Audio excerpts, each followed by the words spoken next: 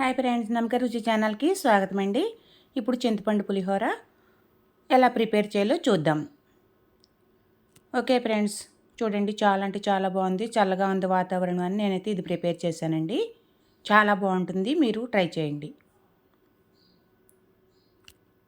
దీనికి కావాల్సినవి: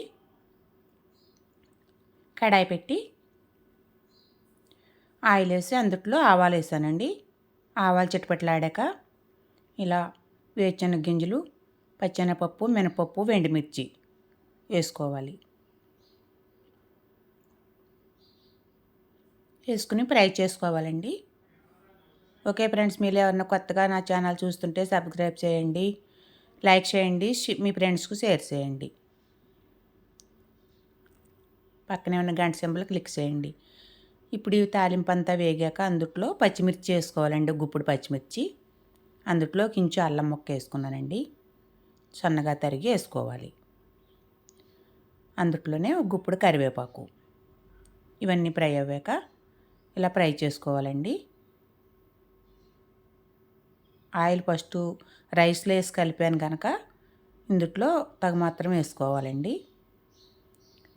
ఇందులో పెద్ద నిమ్మకాయ సైజు అంతా చింతపండు రసం తీసుకున్నాను. 1/2 కిలో రైస్ కండి.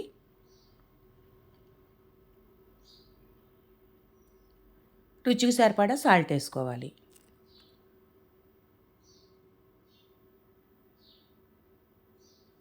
ఇలా అన్నం ఉడికించి దానికి పసుపు, ఆయిల్ వేసి ఇలా పట్టించానండి. ఇలా గరిటతో కలిపే కంటే మనం చేతితోనే కలుపుకుంటే ఉండలు లేకుండా అంతా సమానంగా ఉంటుందండి. కాలుతుంది కనుక జాగ్రత్తగా చేయండి. మీరు పులిహోర చేసినప్పుడు జాగ్రత్తగా చేసుకోండి.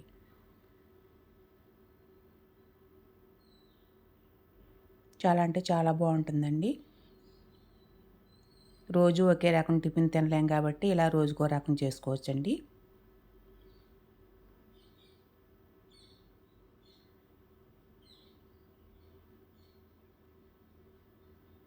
ఇప్పుడు అదంతా ఫ్రై అయ్యాక నూనె అంతా బయటకు వస్తుంది కనుక ఆయిల్ తేలాక బయటికి మనం ఇప్పుడు ఈ మిశ్రమం అంతా రైస్లో వేసుకోవాలి. ఇలా రైస్లో వేసుకుని మొత్తం కొద్దిగా చల్లారి పెట్టుకోవాలండి. ఇలా కొద్దిగా ఎలా అంటే చల్లారిది కనుక వేడి దాంట్లో చేయి పెట్టకండి. ఒక సిస్టర్ అయితే అడిగారు, ఇలా పులిహోర చేయండి, మీరు బాగా చేస్తారు అన్నారని మళ్ళీ చేశానండి.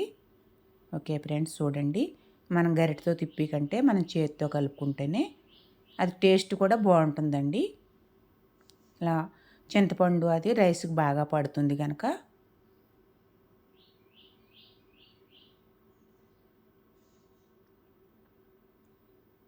ఇలా మొత్తం కలుపుకున్నాక అందులో కొత్తిమీర వేసుకోవాలండి. ఒక గుప్పుడు కొత్తిమీర ఇప్పుడు ఒక హాఫ్ నిమ్మకాయ చెక్క, హాఫ్ చెక్క తీసుకుని పిండుకోవాలండి రసం. టేస్ట్ బాగుంటుంది కనుక సర్వ్ చేసుకుందాం. Okay friends.